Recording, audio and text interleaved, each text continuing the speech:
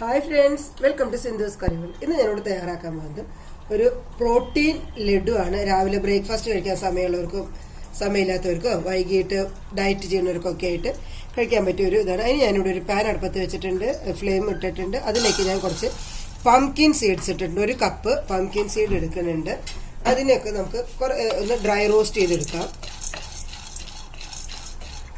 ഇത് dry roast ചെയ്യുന്ന സമയത്ത് ഞാനൊരു 3 അച്ച് ബെല്ലം എടുത്തിട്ട് ഇവിടെ ഒന്ന് ഉരുക്കാനായിട്ട് വെച്ചിട്ടുണ്ട് കേട്ടോ. അതൊന്ന് നമുക്ക് ഉരുക്കിയെടുക്കാം.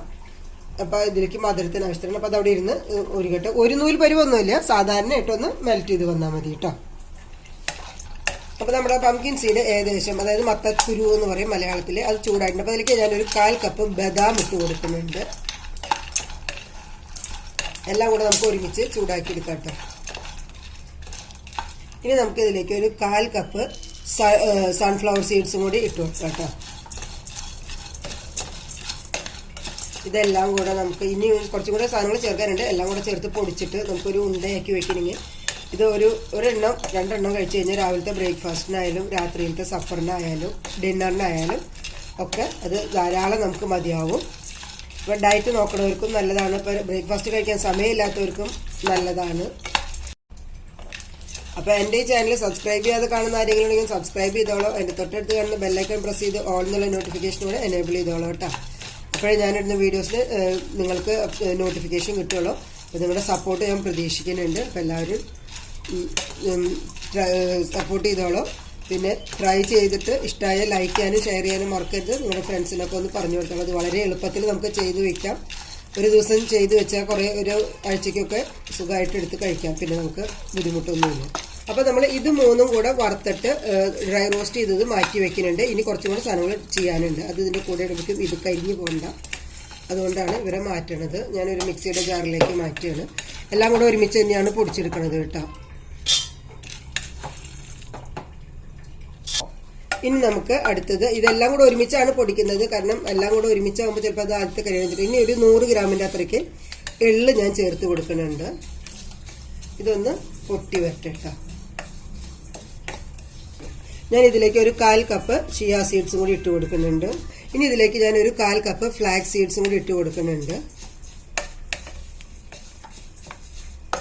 എള്ള് പൊട്ടി വരുന്നതാണ് ഇതിന്റെ പരുവട്ട.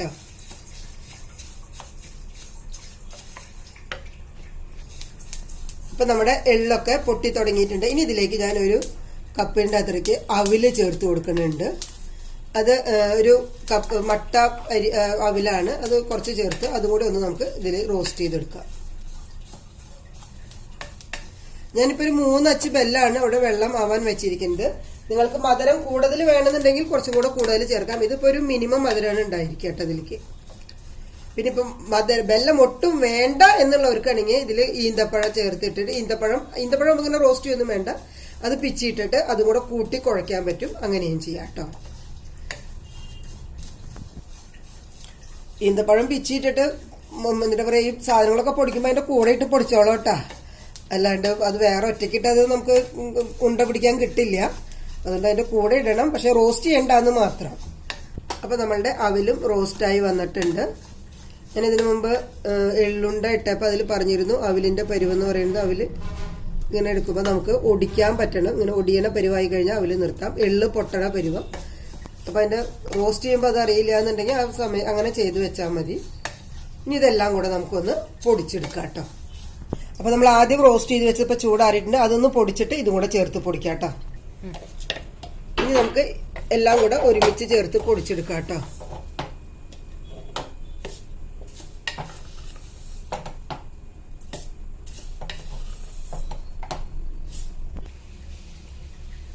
അപ്പോൾ നമ്മളെല്ലാം കൂടെ അതേ പൊടിച്ച് ഇവിടെ എടുത്ത് വെച്ചിട്ടുണ്ട്. ഇനി നമുക്ക് ഇതിലേക്ക് നമ്മൾ നേരത്തെ ഉരുക്കി വെച്ച ബെല്ലം അത് അരിച്ച് ഒഴിച്ചു കൊടുക്കാം കേട്ടോ. നമ്മളല്ല ഒരു നൂല് പരുവൊന്നുമല്ല, നമ്മുടെ സാധാരണ ഇതാണ്. മധുരത്തിന് ആവശ്യത്തിന് നമുക്ക് എടുക്കാം.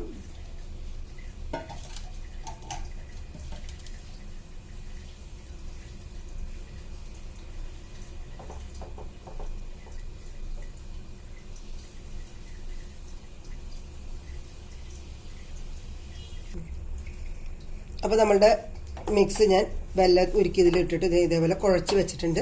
ഞാനിപ്പോൾ ഇതിൽ ചേർത്തത് കറുത്ത എള്ളാണ്. അതിന് വരെ നിങ്ങൾക്ക് വെളുത്ത എള്ളും ചേർക്കാം കേട്ടോ. രണ്ടും കൂടെ ചേർക്കണ്ട, ഏതെങ്കിലും ഒന്ന് ചേർക്കാം. കറുത്തതായാലും വെളുത്തതായാലും കുഴപ്പമില്ല. പിന്നെ ഞാൻ പറഞ്ഞു വെല്ലത്തിന് പകരം നിങ്ങൾക്ക് എന്താ പറയുക ഈന്തപ്പഴം ഡേറ്റ്സിനെ പിച്ചിട്ടിട്ട് അതും കൂടെ, അത് ഈന്തപ്പഴമാണ് ചേർക്കണമെന്നുണ്ടെങ്കിൽ നമ്മൾ പൊടിച്ചെടുക്കുമ്പോൾ അതിൻ്റെ കൂടെ ചേർക്കണം കേട്ടോ, എന്നാലും അത് ഇതുപോലെ ഇങ്ങനെ കുഴഞ്ഞു കിട്ടുള്ളൂ. അപ്പോൾ ഇതിനെ നമുക്ക് കുഞ്ഞു കുഞ്ഞ് ഉണ്ടകളാക്കിയിട്ട് എടുത്ത് വയ്ക്കാം.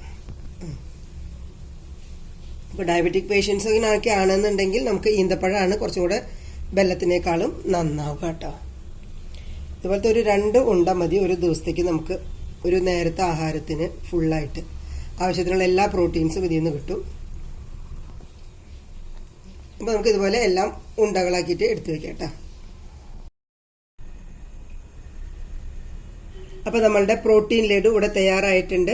ഇത് നമുക്ക് കറുത്ത എള്ളിന് പകരം വെളുത്ത എള്ള ചേർക്കണമെന്ന് വെച്ച് കഴിഞ്ഞാൽ ഈ കളറായിരിക്കില്ല കേട്ടോ. അതുപോലെ നമുക്ക് ഈന്തപ്പഴം വേണമെങ്കിൽ ചേർക്കാം വെല്ലത്തിന് പകരം. അപ്പോൾ എല്ലാവരും ട്രൈ ചെയ്ത് നോക്കിയോളൂ. ബ്രേക്ക്ഫാസ്റ്റിനോ ഡിന്നറിനോ ആയിട്ട് കഴിക്കാം. ഡയറ്റ് ചെയ്യണവർക്കും ഇത് കളിക്കാൻ വളരെ നല്ലതാണ്. അപ്പോൾ എല്ലാവരും ട്രൈ ചെയ്ത് നോക്കുക. Bye, thanks for watching.